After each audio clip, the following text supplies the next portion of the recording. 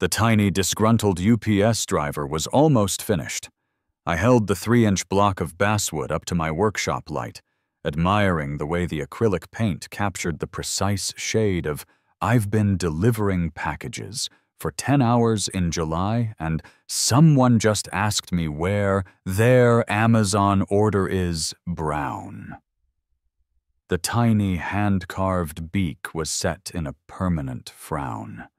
The little hat was perfect. This, I thought, was my masterpiece. "People don't need a tiny wooden mailman duck," I muttered to the sawdust-covered garage. "But they want yin. And my Etsy shop, Ducking Ridiculous, is more than happy to oblige.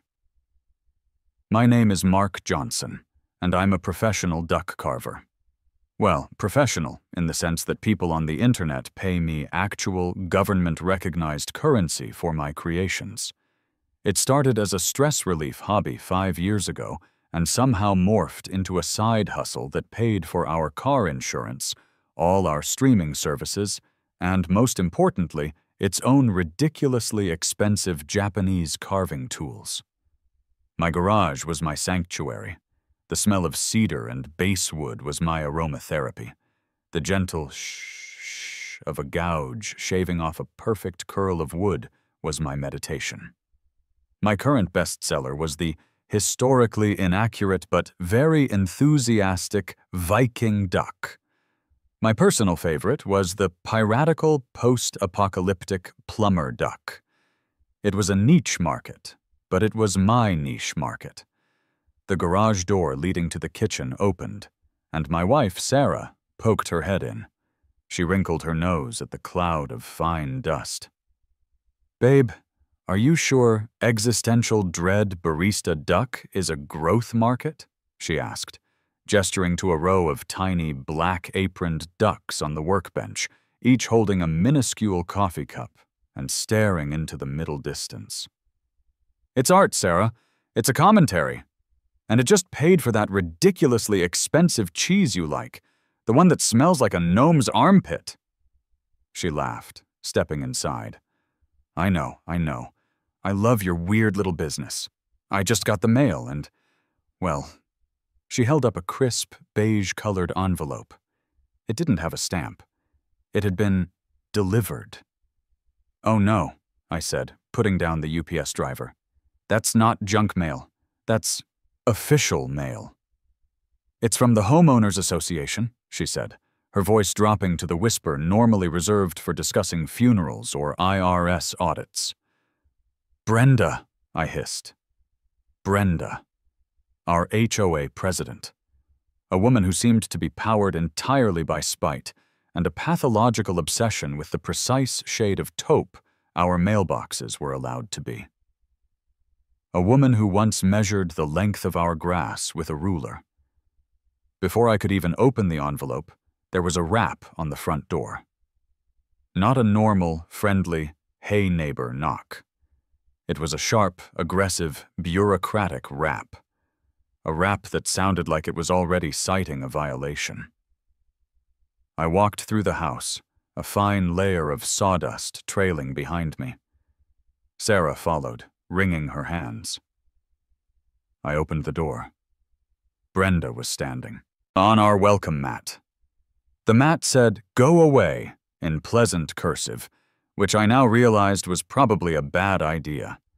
She was in full battle regalia, a visor, a baby blue polo shirt tucked aggressively into pleated khaki shorts, and a clipboard held across her chest like a ballistic shield. "Mr. Johnson," she said. Her voice didn't have highs or lows. It was a flat, nasal monotone, like a GPS giving you directions to a place you don't want to go. "Brenda, what a surprise. I was just carving. Want to see?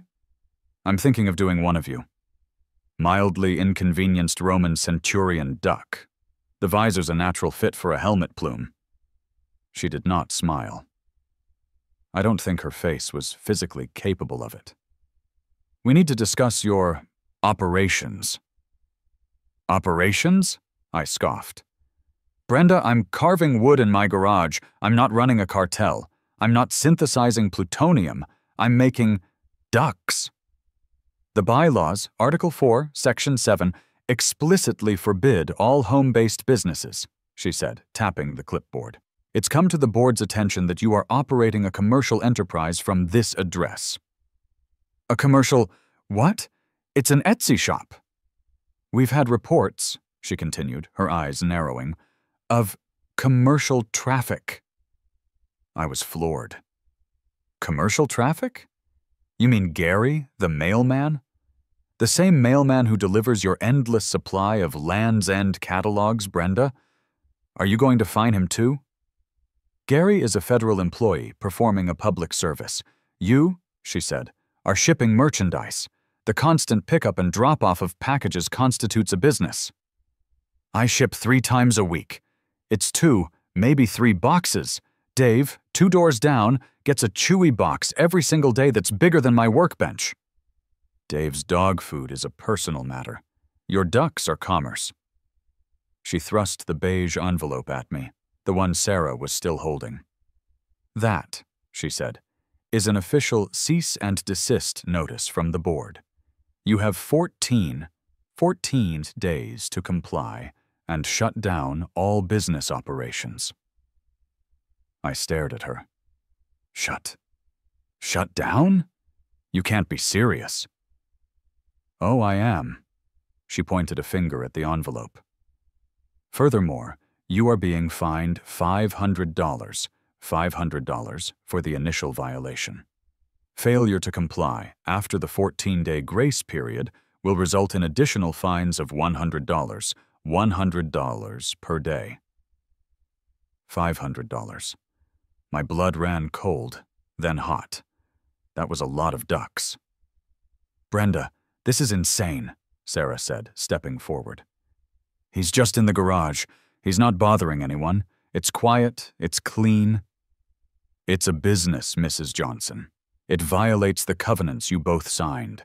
The rules are the rules. They are what protects our community from this. She gestured vaguely at my front door, as if my very existence was a blight on property values. But 14 days, Mr. Johnson. She adjusted her visor. I'll be back on the 15th to ensure compliance. She turned, her sensible white sneakers squeaking on the pavement, and marched back to her taupe-colored golf cart, the official chariot of her petty tyranny. I stood in the doorway, the letter in my hand. I opened it. It was all there, in cold, impersonal Times New Roman. Cease and desist. Violation of covenants. Fines assessed. I looked at Sarah. She looked at me. I walked back to my garage, the letter hanging limply from my fingers. I sat down at my workbench and stared at the little UPS driver duck. He stared back, his expression a perfect mirror of my own. Ducking Ridiculous was dead. The first few days were just gray. I didn't go into the garage. I couldn't. The smell of basswood, which used to be my favorite thing, now just smelled like failure. The garage wasn't my sanctuary anymore. It was a tomb for tiny, unpainted waterfowl. I'd walk past the closed door and just feel this hollow ache. I was in mourning. I'd sit on the couch, flipping through channels, but everything seemed to mock me. A home renovation show? Look, Mark, people using power tools in their homes. What a concept! A nature documentary? Ducks, of course. Just great. Maybe you could get a real hobby? Sarah suggested gently on day 4. She was trying to help. I just grunted from my position, half melted into the sectional. This was my real hobby, Sarah. It just happened to pay for its own ridiculously expensive tools. And our Netflix. And the good cheese. I know. But maybe something else? Something just for you? Like golf? I shot her a look of such profound betrayal she actually recoiled. Golf? Golf, Sarah? Golf is what people do when they've given up on making things and decided to just hit things. It's beige. Okay, no golf. I can't believe she can just do this, I fumed, sitting up. Just poof, you're done. Because she doesn't like the mailman coming to our house. It's a fundamental violation of my pursuit of happiness and my pursuit of, duck-based income. It's in the bylaws, Mark. We signed them, Sarah said, ever the realist. When we bought the house, we signed. I didn't read them, I shouted. Who reads them? It was a stack of paper a foot thick. I was busy worrying about the mortgage and the questionable plumbing. I just signed where the guy told me to sign. That night, I couldn't sleep. I was hot, I was angry, and I was bored. Utterly, profoundly bored. The itch in my hands to be carving something was driving me insane. At 2:17 a.m. I got out of bed. I went to the hall closet. On the top shelf, under a stack of old towels, was the book. The Welcome to the Neighborhood binder. It was 3 inches thick, beige, with the community's name embossed on the front in gold, aspirational cursive. I'd used it exactly once, as a doorstop, when I was moving the sofa in. I took the binder to the kitchen table, poured a glass of water, and opened it. It was a masterpiece of bureaucratic horror. It was page after laminated page of rules. Rules about pets. No more than two approved domestic animals, not to exceed a combined weight of 50 pounds. Rules about paint. All exterior colors must be chosen from the approved palette. Desert tan, sandstone, almost beige, or quiet fawn. Rules about mailboxes. Rules about holiday decorations. A 30-day limit, strictly enforced. My eyes were burning. I was half asleep, and the sheer, weaponized mundanity of it all was lulling me into a stupor. I was just about to give up, to admit defeat, to maybe take up golf. And then I found it. I was in the prohibited activities section. It was a long, depressing list. No commercial enterprises, no vehicle repair, no livestock, no unlicensed daycare centers. I was skimming, my eyes glazing over, and I saw the asterisk. A tiny, beautiful, life-giving asterisk. My finger traced it down to the fine print at the bottom of the page. Prohibited activities and nuisances, as defined in Article 4, shall not be construed to include A. Periodic garage sales, not to exceed 2 per calendar year. B. At-home tutoring for no more than 3 students.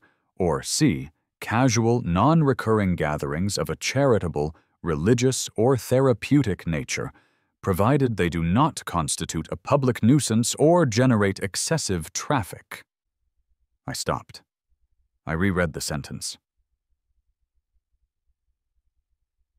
Gatherings of a therapeutic nature. A slow, evil, absolutely magnificent grin spread across my face. It felt rusty, like I hadn't used those muscles in days. Therapeutic. I grabbed the binder and ran back to the bedroom, flipping on the light. Sarah, wake up! I shook her shoulder. What? Mark? Is the house on fire? She mumbled, swatting at me. No, better, I've got it. I've got the binder. Listen to this. Mark, it's 2:30 in the morning. I don't want to hear about the mailbox regulations. Article 4, Section 7, Addendum C, I announced, striking a pose. We're not a business, Sarah. We're a support group.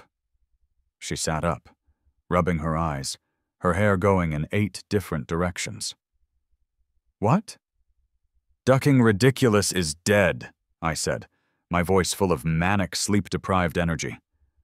"Long live the Feathered Friends Therapeutic Crafting Circle." It took her a solid 30 seconds to process this. I watched her face go from confused to concerned to oh my God. "Mark," she said, a slow smile dawning, "you're a genius." "I'm not a business anymore, babe. I'm a healer. I'm a facilitator. I'm not selling ducks. I'm hosting a free support group for our stressed-out, over-regulated neighbors who need to channel their existential angst through the medium of small-scale woodworking." "A non-profit," she breathed, catching on. "A 501c3, I cackled. "We're not shipping merchandise. We're distributing therapeutic aids to our satellite members. We're not making noise. We're engaging in primal scream whittling." The next morning, I was on the phone. I hadn't slept, but I was vibrating with more energy than a pot of coffee could provide. I was on the state's official website, navigating the labyrinthine forms for registering a new non-profit organization. "Yes, Feathered Friends," I said into my headset, trying to sound professional while pacing my kitchen in my bathrobe. "FEA. Yes, like a bird. Therapeutic Crafting Circle. Yes, that's it." The woman on the other end sounded profoundly bored. "And your mission statement, sir? For the charter?" "Our mission?" I said, looking out the window at Brenda's identical taupe-colored house. "Our mission is to provide emotional solace, community support, and stress relief to individuals through the guided, meditative practice of artisanal carving." There was a long pause. "Artisanal carving. It's very therapeutic," I added helpfully. "Okay, Mr. Johnson, the paperwork is filed. You'll receive your determination letter in 5 to 7 business days. Your filing fee is $75. I paid it. It was the best $75 I'd ever spent. I wasn't a businessman, I was a philanthropist, and I suddenly had a lot of therapy to administer.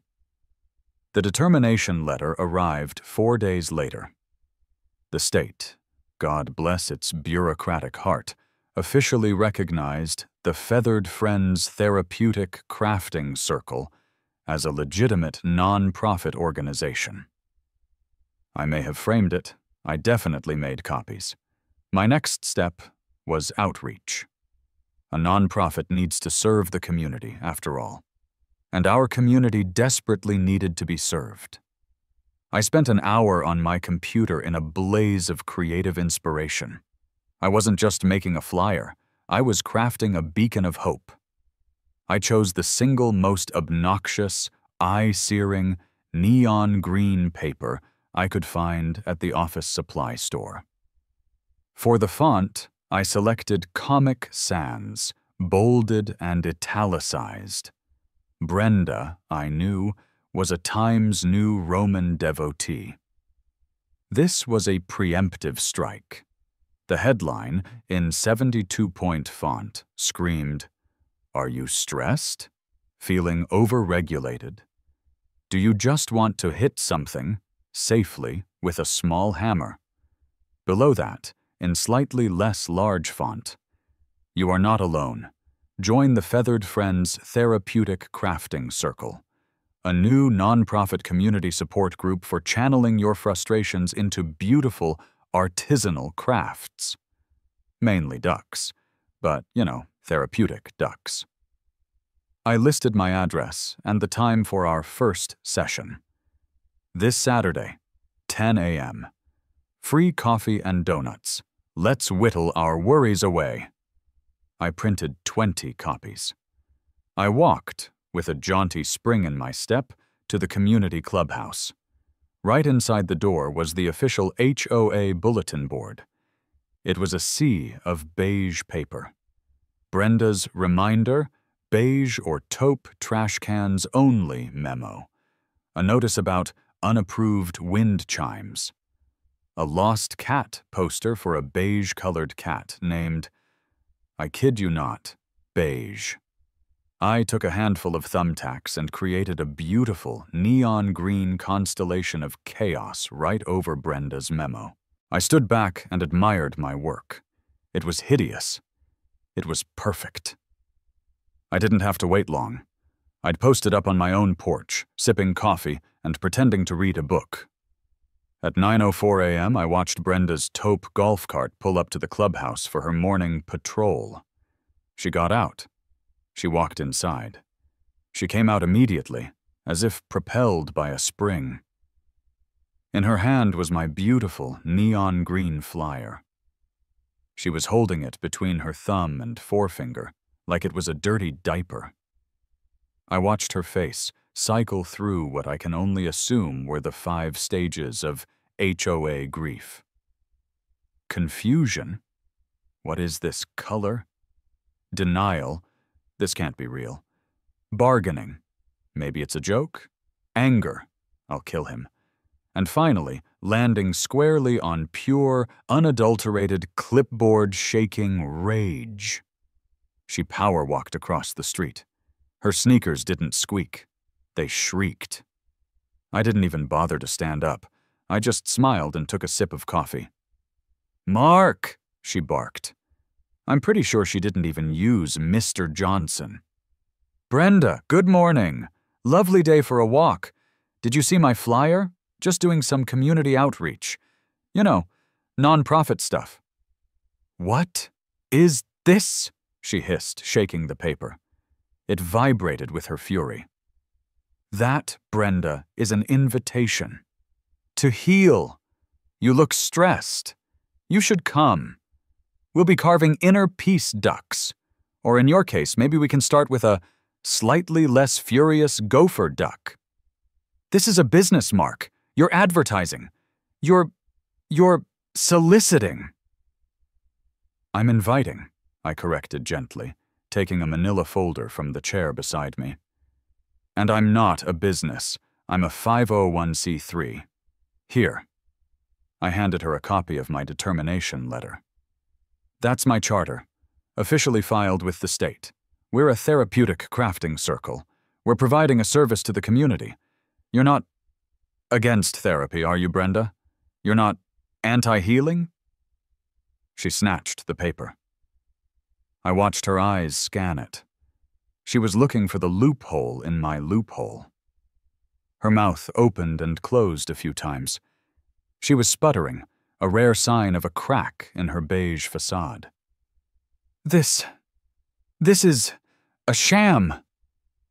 "I am deeply offended, Brenda. We are a legitimate organization. Are you discriminating against my non-profit? That feels like a lawsuit." Her eyes bugged out at the L word. That was the one thing HOA boards fear more than unapproved wind chimes. "There will be parking issues," she finally landed on, grasping at straws. "This gathering will create a parking nuisance." "Oh, I'm only expecting a few patients," I said soothingly. "Just a small circle of healing. Don't you worry. See you Saturday. We'll have coffee. Let go of the rage, Brenda." She crumpled the flyer in her fist, turned, and stormed back to her golf cart. It was the first glorious victory. Saturday morning, I was a nervous wreck. What if no one came? What if everyone came? I'd set up my garage with 6 folding camp chairs, a pot of truly terrible coffee, the cheap stuff, from the back of the pantry, and a box of store-bought donuts. At 10:01 a.m., my first patient arrived. It was Dave, my neighbor from 2 doors down. Dave was a retired IT guy who hated Brenda with a passion that burned brighter than the sun. She had personally led the crusade to have his prize-winning 20-piece garden gnome collection removed, citing a bylaw against lawn figurines. "Morning, Mark," he said, grabbing a donut. "My illness is righteous indignation and a profound sense of loss regarding my gnome, Sergeant Nomad. Can I carve that? Absolutely, Dave, I said, handing him a block of wood and a whittling knife. Welcome to the healing. At 10:05, Mrs. Petrov from across the street showed up. She was 85, Russian, and I think she thought it was a book club. She just smiled, took a donut, and sat down, looking pleased. At 10:10, two teenagers shuffled in. They were the Miller kids from the corner house. They both had headphones on and looked profoundly miserable. Our parents saw the therapy flyer, the boy muttered. They strongly encouraged us to come get off our phones. Excellent, I said, in my new, terrible, soothing therapy mark voice. Phones are a source of great anxiety. Wood is not. Grab a block. This was my circle. A spiteful retiree, a confused old woman, and two teenage hostages. Welcome, friends, I began, clasping my hands. We are here to heal. This block of wood, it represents your anxiety. It represents Article 4, Section 7. It represents unapproved wind chimes. Dave snorted, coffee coming out his nose. Now, I continued, I want you to take your tool, and I want you to whittle your anxiety. This is lame, the girl, Chloe, said. Can I just make mine a ninja star? Absolutely, Chloe.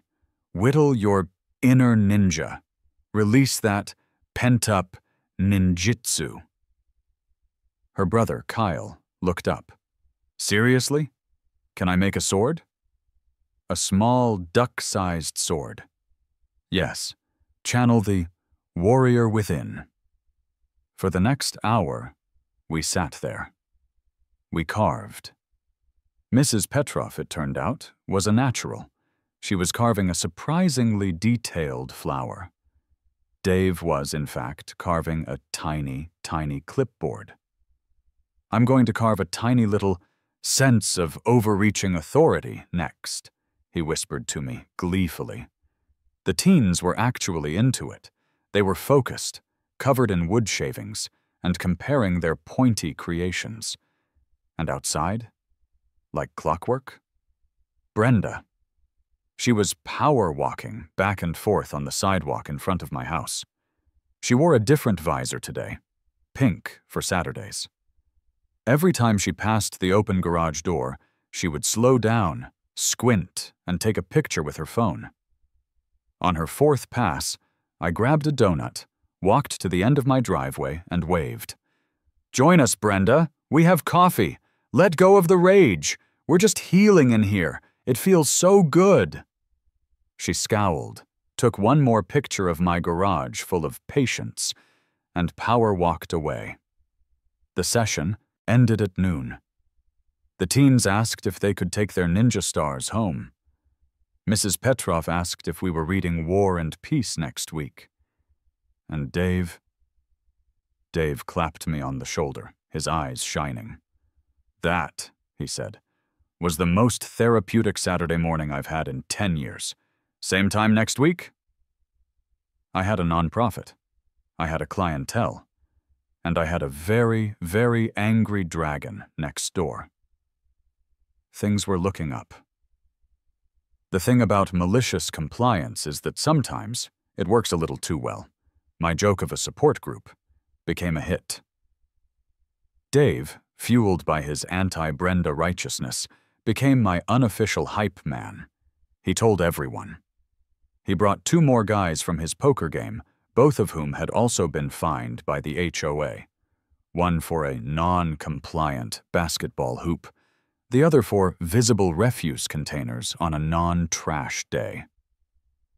The teens, Chloe and Kyle, posted their wooden ninja stars and swords on TikTok. The next Saturday, 6 of their friends showed up, all wanting to whittle their anxiety, i.e., make small, vaguely dangerous objects for free. Mrs. Petrov came back and brought her friend, who also thought it was a book club, but was just happy for the donuts and company. My garage, my former sanctuary, was now crowded. It was loud. Not with the gentle shh of one man carving, but with the cacophony of 15 people sanding, hammering, talking, and laughing. Therapeutic, as it turned out, was messy. Sawdust was everywhere, and Brenda, naturally, was documenting every second of it. She'd abandoned the pretense of power walking and just sat in her golf cart across the street with a pair of binoculars. On the Monday after our third session, I got another beige envelope. This one wasn't a cease and desist. It was an official noise complaint warning. It has been observed, it read, that excessive and repetitive noise, including loud talking, laughter, and suspected use of light-duty power tools, is emanating from your property. I showed it to Sarah. She's trying to shut us down for being too therapeutic. Well, she's not wrong, Sarah said, gesturing to the porch, which was still covered in a fine layer of sawdust. It was pretty loud in there. And Dave was, I think, teaching the kids a sea shanty. It was a healing shanty, Sarah. Mark, you can't have 20 people in our garage every Saturday morning. It's a lot. We're going to run out of donuts. She was right. I couldn't host the circle in the garage anymore. It was too small, too loud, and too attached to the house. I needed a dedicated space, a new space, a space away from the house where my patients could heal without violating the noise ordinance.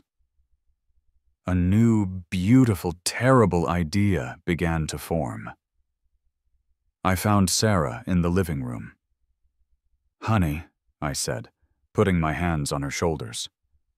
"The circle is growing. The need in this community is it's overwhelming. These people, they need to whittle." She looked at me suspiciously. "What are you talking about?" "The garage. It's not conducive to true healing. It's cramped. The energy is wrong. The feathered friends need a sanctuary, a Zen den, a therapeutic healing hut." Her eyes went wide. "Mark, no. Mark, yes. I'm going to build a shed." "A shed," she repeated flatly. "A large shed. In the backyard. A dedicated, soundproofed, fully permitted, community therapeutic accessory structure. You're going to build a clubhouse in our backyard, to annoy Brenda." "I'm going to build a non-profit headquarters," I corrected, "to serve the community. And if it happens to annoy Brenda, well, that's just a positive therapeutic externality." The next day, I called a contractor. I'd seen his truck. Mitch's Mountain Man Construction. We build it right, we build it tough, in a neighbor's driveway. He sounded, on the phone, like he gargled with gravel. He agreed to come by that afternoon. Mitch was a mountain man. He was 6'4", had a beard that looked like it housed several small woodland creatures, and wore a flannel shirt in 90-degree weather. He walked onto my property with a grunt and a clipboard. I walked him to the backyard, to the sad, empty patch of grass I had designated as the future site of my spite shed. "All right," he grunted, looking at the scribbled plans I'd drawn on graph paper. "So, 12x16, standard shed. You want insulation? Vinyl siding? Extra outlets for, shed stuff?" I decided in that moment that honesty was the best policy. This man looked like he'd appreciate the truth. "Mitch," I said, "it's not a shed." He stopped writing, raised a bushy eyebrow. "A what?" "It's a community therapeutic accessory structure." Mitch just stared at me. "Look," I said, sighing. "Here's the deal. My HOA is run by a dragon lady named Brenda. I used to run a small Etsy shop carving ducks. She shut me down. So I re-registered my Etsy shop as a nonprofit Therapeutic crafting circle to get around the bylaw. Now my stupid therapy circle is too popular, and she's hitting me with noise complaints. So I need to build a healing sanctuary in my backyard, fully permitted, as a headquarters for my fake nonprofit, primarily to annoy Brenda, but also, so I have a place to carve." I finished, out of breath. Mitch was silent for a long time. He just looked at me, then at my house, then back at me. A slow, magnificent grin spread across his face. It was like watching a glacier crack. Therapeutic accessory structure," he said, his voice a low rumble. "Got it. Right." He started writing furiously on his clipboard. "Well, for a therapeutic structure, you're gonna want soundproofing, double insulated. We should probably put it on a raised concrete foundation. That's very therapeutic. Very solid. And for the permits, we'll file it as an accessory dwelling, which means we can run plumbing and a dedicated electrical line. For, therapeutic sinks. And therapeutic air conditioning." "Mitch," I said, feeling a tear well in my eye. "You're a poet." "And construction," he added, a dark gleam in his eye, "can be loud, especially the foundation work. We'll have to start real early. 7 a.m. Legally. It's a beautiful plan, Mitch." "I hate HOAs," he muttered. "My sister-in-law's HOA tried to fine her for a non-standard welcome mat.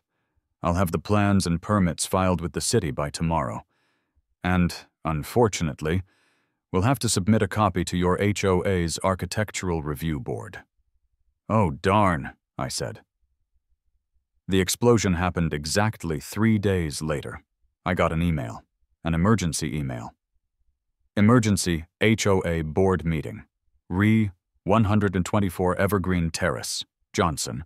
Unapproved major construction." I put on my best concerned nonprofit director outfit, a polo shirt but with a tiny, subtle duck logo I'd embroidered on it, and walked over to the clubhouse that evening. The entire board was there. 5 people who looked like they'd been assembled from a beige catalog. And at the head, Brenda. She looked vibrant. She was practically shaking with rage. She had my blueprints, the ones Mitch had submitted, projected onto a screen. "Mr. Johnson," she began, her voice tight. "Thank you for coming. We called this emergency meeting to discuss this monstrosity." "It's a therapeutic accessory structure, Brenda," I said calmly. "For the circle." "It's a factory!" she shrieked, slamming her hand on the table. "You are building a duck factory in your backyard. It's a 12-16 building, with concrete and electrical. It's a blatant, flagrant, disgusting attempt to build a commercial factory." The other board members looked at me, horrified. I just smiled. I pulled out a new, thicker manila folder.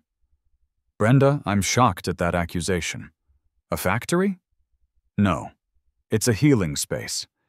As I explained, our nonprofit has been so successful that we've outgrown my small garage. We need a dedicated facility to serve the dozen of our neighbors who attend our sessions." "Dozens," one of the board members, a pale man named Gary, whispered. "Indeed, Gary, the need is great. Which is why," I said, pulling out the first document, "I have here the fully approved building permit from the city, signed this morning. They agreed that a community accessory structure is a perfectly legal addition." Brenda's face went white. "The city?" "The city," I confirmed. And I pulled out the second document. I have here our official 501c3 charter from the state. And I pulled out a third, a printout from the Federal Fair Housing Act, which, as I'm sure you all know, has very strong protections for non-profits and therapeutic groups against, housing discrimination. I let that hang in the air. The word federal made Gary flinch. Are you discriminating against my non-profit, Brenda? I asked, my voice full of gentle, concerned hurt. Are you, the HOA, trying to prevent me from providing a free therapeutic service to our neighbors? A service that, I might add, helps them cope with community-induced stress? Brenda was speechless. She was looking at the board, then at me, then at the approved city permit. I mean, I continued, a lawsuit would be so messy, and the press, local HOA bans free stress relief group. That's just not a good look, is it? It's not very neighborly. The board was in open panic. They started whispering to each other. He has a city permit. Discrimination. Federal. Brenda, realizing she'd lost the room, finally spoke. Her voice was a strangled rasp. The construction will be noisy. Yes, I said, with a sad sigh. Mitch, that's my contractor, wonderful man. He warned me. It's going to be terribly loud, especially the foundation work. But healing is a process, isn't it? And sometimes the process is loud. The board voted. 5-1, Brenda was the only nay. They reluctantly approved the construction of the therapeutic accessory structure, effective immediately. I nodded, gathered my papers, and stood up. Thank you, board. You won't regret this. We're healing this community, one duck at a time. I walked out, leaving the smell of fear, beige, and defeat behind me. Mitch and his crew were artists, and they were punctual. The following Monday, at 7:59 a.m., I heard the rumble of a diesel engine. I looked out the window. Mitch's giant truck, towing a cement mixer, was parked in front of my house. At 7:01 a.m. precisely, the sound of a jackhammer shattered the morning calm. It was glorious. Construction on the Zen Den, as Sarah and I now called it, was officially underway. Mitch and his two-man crew, who I nicknamed Thor and also Thor, were a whirlwind of productive, legal noise. They started with the concrete foundation. The jackhammering to break up the soil was loud. The wooden forms being hammered into place were loud. The cement mixer, when it arrived, was a beautiful, churning, deafening roar. My neighborhood, needless to say, was aware. Dave walked by, coffee mug in hand, around 8 a.m. He just looked at the beautiful chaos in my backyard, looked at me, and gave me a slow, respectful nod. Therapy, he said, loud enough to be heard over the machinery. Very therapeutic, Dave, I yelled back. Brenda, of course, was apoplectic. Her golf cart was stationed at the end of her driveway like a disabled tank. She was just sitting in it, watching. I could feel the waves of pure, undiluted rage radiating from her visor. She couldn't stop the construction. I had the permits, I had the board's approval, so she attacked the process. On day 3, a man in a hard hat with a city logo on it showed up. Got a call? He said, looking bored. Anonymous tip about unsafe work practices, improperly mixed concrete, and lack of rebar? Mitch just laughed, his beard shaking. He handed the inspector his clipboard. Rebar's right there, half-inch, 18-inch grid. Concrete's a 4,000 PFC mix, straight from the plant. Plans are all approved. We're good. The inspector looked at the work. He looked at Mitch. He looked over at Brenda, who was unsubtly filming the entire interaction from her lawn. He sighed. Yeah, looks fine. Better than fine, actually. You guys, have a good day. He signed the inspection sheet and left. Brenda was furious. The work continued. The walls went up. The whine of circular saws and the thwack, thwack, thwack of nail guns became the new soundtrack of the neighborhood, every day from 7:01 a.m. to 4:59 p.m. She got desperate. It was a Saturday. Mitch, bless his flannel-wearing heart, had agreed to come in and do the roofing. Overtime, he'd said with a wink. Gotta get this sanctuary healed. The nail guns were particularly rhythmic that morning. It was almost therapeutic. Around 11 a.m., I heard a new sound. A siren. A police cruiser, lights off, pulled up to the curb. My heart jumped. This was a new level. A cop got out. He looked tired. He looked like he'd been dealing with stupid calls all morning, and this was just the stupid cherry on top of his stupid Sunday. He adjusted his belt and trudged up my driveway. I met him on the porch, wiping my hands on my jeans. Mitch and his crew had respectfully silenced the nail guns. Morning, officer, I said, trying to sound as non-threatening as possible. Morning, sir, he said, sighing. I'm Officer Miller. We got a call from a concerned neighbor. I'll bet you did, I muttered. What's the problem? The report, he said, flipping open his notepad and reading with a voice devoid of all human emotion, was for a public disturbance and an illegal manufacturing operation. Claimed you were running an unlicensed duck-making factory? I almost laughed. A duck factory? Officer, I wish. No, this is just construction. We're building a shed. He's lying. The new voice, shrill and familiar, made us both wince. Brenda was marching across my lawn, her bathrobe flapping open to reveal her khaki shorts and polo shirt. She must have been in such a hurry she forgot to change.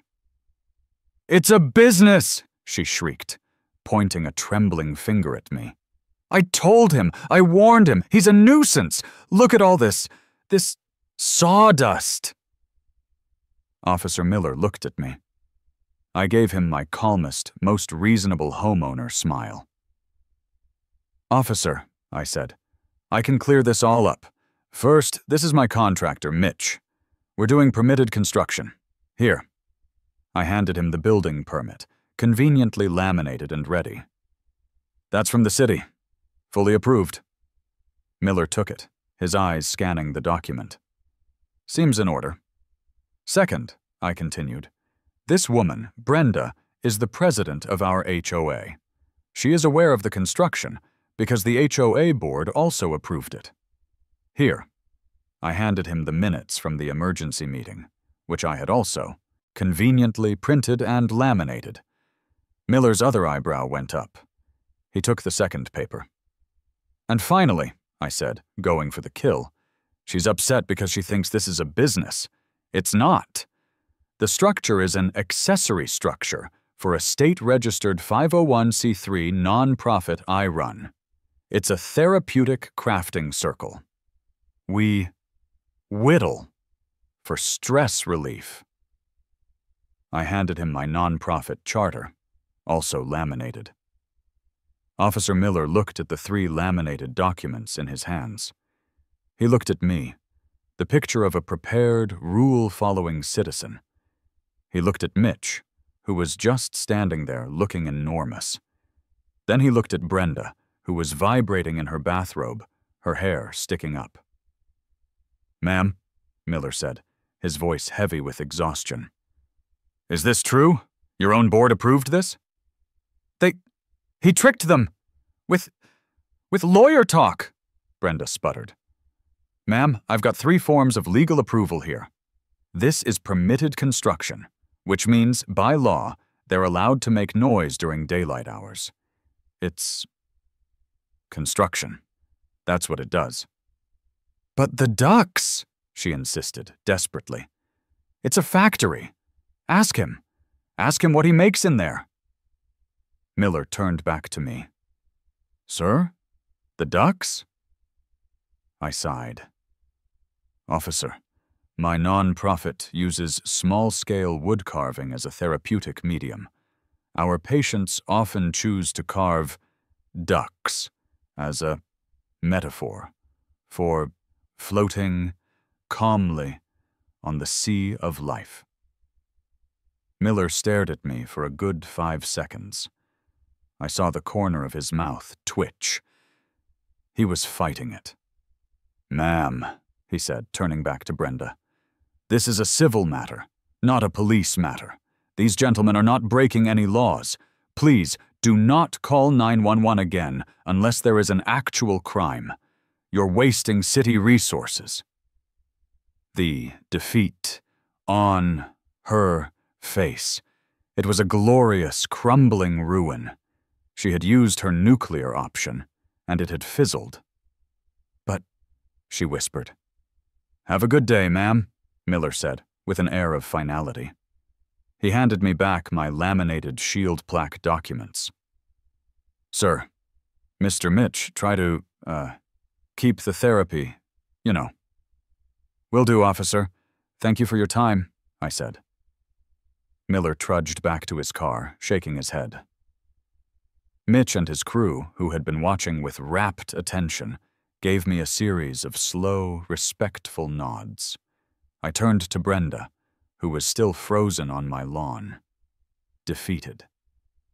I gave her my most sympathetic, therapy mark look. Tough day, huh, Brenda? I said softly. You know, all this stress, it's not healthy. We're going to be carving frustration ducks as soon as the sanctuary is built. You should really consider joining us. She made a sound like a deflating tire, turned, and did the slowest, saddest walk of shame back to her golf cart I have ever witnessed. The second she was gone, Mitch hit the trigger on his nail gun. The thwack, thwack, thwack was the sweetest sound I'd ever heard. 2 weeks later, the Zen den was complete. And it was magnificent.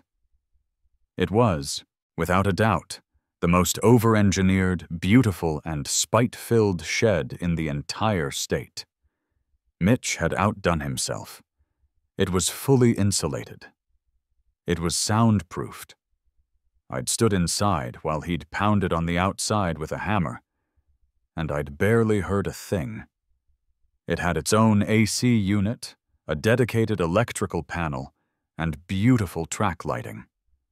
The walls were smooth drywall, a calming, non-HOA approved ocean breeze white. It smelled of new paint and fresh-cut pine. It was, in short, a backyard palace.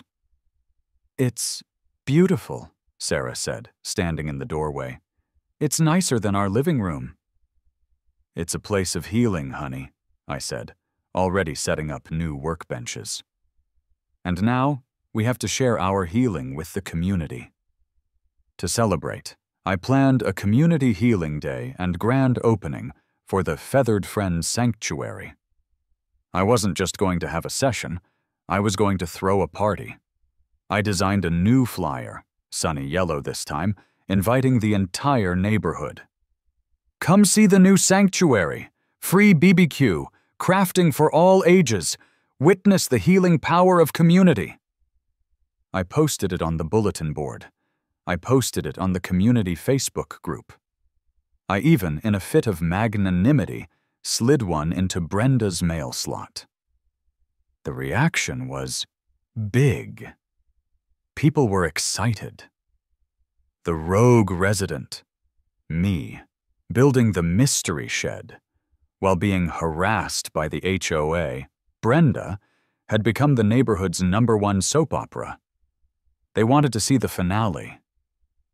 But Brenda was silent. Too silent. She didn't send a letter.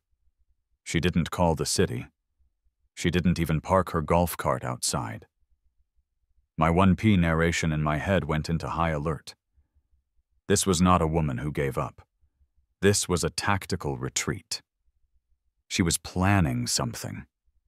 She was letting me build my gallows high, so the fall would be all the more spectacular. She's up to something, I told Sarah the night before the party. Or, Sarah said, maybe she's just given up? Maybe you won? She'll never give up, I said, staring out the window into the dark. She's not a give-up kind of person. She's a double-down and salt-the-earth kind of person. She's waiting. She's going to show up tomorrow, and she's going to bring something. The grand opening arrived. It was a beautiful, sunny Saturday. I had Dave, my first and most loyal patient, manning a giant grill in the driveway, slathering ribs in what he called therapeutic brisket sauce. Mrs. Petrov and her friend had, in a shocking twist, actually brought books and had established a reading nook, book club, in the corner of the lawn. The teens, Kyle and Chloe, were inside the new Zen den, acting as crafting docents, showing a gaggle of other neighborhood kids how to safely sand pre-cut duck shapes. It was amazing. It wasn't a fake support group anymore. It was a genuine, happy, fun community event. People were eating, laughing. My neighbors, who usually only ever nodded at each other while getting their mail, were talking. All because I was petty. It was kind of beautiful. Around 1 p.m., right when the party was at its peak, I saw it. Brenda's golf cart. It rolled up, slowly, and parked across the street. But she wasn't alone. Oh no. She had 2 men with her. One was carrying a large, professional-looking video camera on his shoulder. The other had a microphone with a Channel 8 logo on it. And she had a third guy, a man in a polo shirt holding a complex-looking piece of equipment on a long pole. She called the news, Sarah whispered, grabbing my arm. Mark, she called the local news. Brenda was marching onto my lawn, camera crew in tow. She was in her element. She was no longer just an HOA president. She was a concerned citizen whistleblower. She was pointing at the crowd, at the grill, at the Zen den. The reporter, a young woman with a professionally concerned expression, motioned for the cameramen to start rolling. As you can see, Tamra, Brenda said, her voice dripping with vindication for the camera. This is a clear and present violation. This is not therapy. This is a party. It's a carnival, as I told you, a public nuisance. The noise is intolerable. She turned to the third guy, the one with the pole. Jerry, the decibel reading. What is it? The man, Jerry, looked at the digital readout on his machine. He looked uncomfortable. Well, Brenda, it's 62 decibels. Brenda beamed at the camera. 62! A clear violation. Actually, Jerry said, scratching his neck, the city noise ordinance for a daytime residential area is 75 decibels. This is about the same volume as a normal conversation or a dishwasher. Brenda's smile froze. What? That can't be. Check it again. Brenda, are you against dishwashers? I said, stepping forward. The camera swung to me. The reporter, Tamra, brightened. Conflict. Sir, are you the homeowner? She asked, shoving the mic in my face. I am, I said, smiling my calmest, most philanthropic smile. I'm Mark Johnson, founder of the Feathered Friends Therapeutic Crafting Circle. We're so glad you're all here to celebrate our grand opening with us.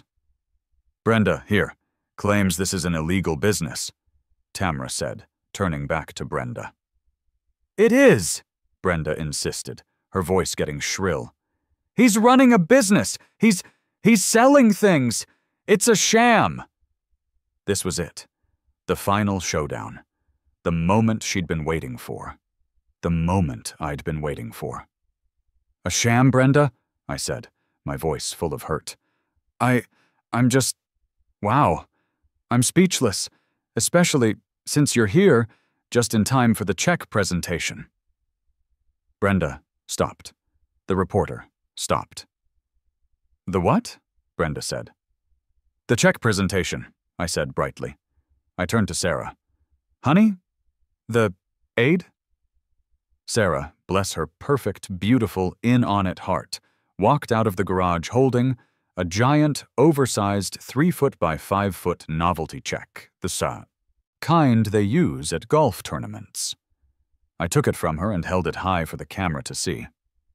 As a registered 501c3 non-profit, I announced to the camera, my voice booming, the Feathered Friends Therapeutic Crafting Circle is thrilled to donate all of this quarter's proceeds, which we raised from anonymous donations, I winked at Dave, who was holding a rib, to a very worthy local cause. I unrolled the check. The pay to the order of line was written in giant, beautiful letters. The Oakwood Animal Shelter. The amount? $2,000. And in the memo line, I had painstakingly written, generously donated on behalf of the entire Oakwood HOA, with special thanks to our #1 supporter, Brenda. The camera zoomed in on the check. The reporter, Tamra, gasped. Her professionally concerned look was gone, replaced by one of pure, unadulterated journalistic glee. This was a story. Oh my gosh, she said. Local HOA president inspires community charity. She swung the mic to Brenda. Brenda was trapped. She was on camera. She was live. She was, in the memo line, the hero of this story. If she shut me down now, she was shutting down a charity. She was shutting down the puppies. I watched her face go from white to red to a strange, blotchy purple. She looked at the check. She looked at the camera. She looked at me. And she smiled. It was the most terrifying, pained, grotesque smile I have ever seen. It was a smile that said, I am going to murder you in your sleep. But to the camera, it was a smile. We are just so happy to support our community, Brenda choked out, the words tasting like ash in her mouth. The crowd, my neighbors, Dave, the teens, Mrs. Petroff, erupted in applause. They cheered for the charity. They cheered for the animal shelter. They cheered for Brenda. I put my arm around Brenda's stiff, unyielding shoulders. We couldn't have done it without her, I said to the camera. Her inspiration was key. Brenda just kept smiling her rictus grin as the camera rolled. She was beaten. She was beaten on the news with a giant check by a duck-carving philanthropist. It was ducking beautiful. The news segment aired that night at 6 p.m. It was devastating. Tamra, the reporter, had framed it as a heartwarming David versus Goliath story. Except she'd cast Brenda as the hero. How one HOA president's tough love approach inspired a neighborhood to come together, create a local nonprofit, and raise thousands for puppies.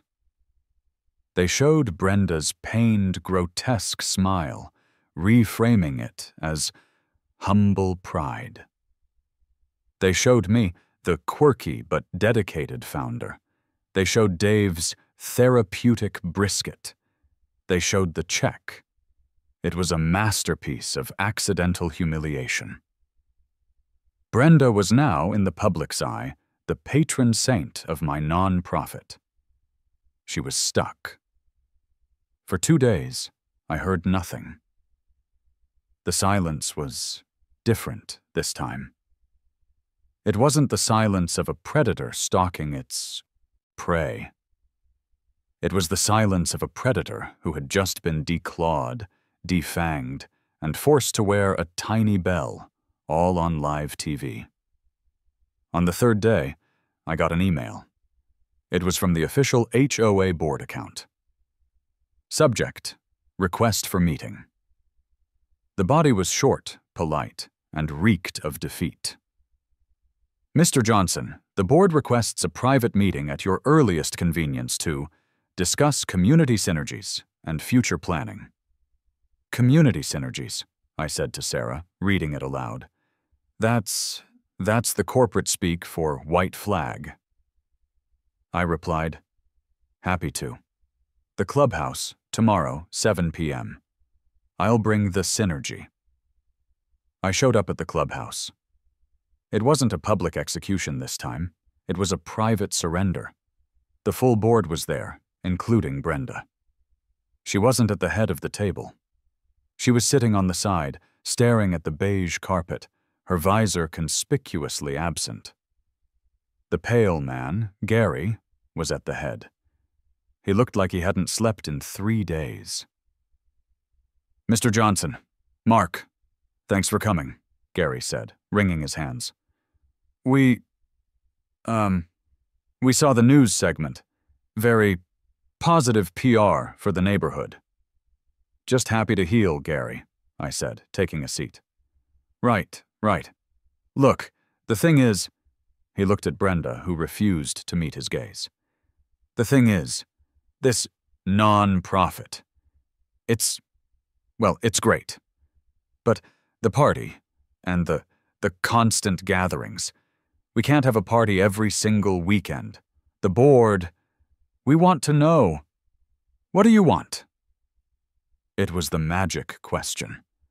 The question I'd been waiting for since that first beige envelope. I leaned forward, clasping my hands on the table. Gary, I said, my voice calm and reasonable. I'll be honest with you. Running a non-profit, it's exhausting. All that healing, the paperwork, the community outreach, the barbecues.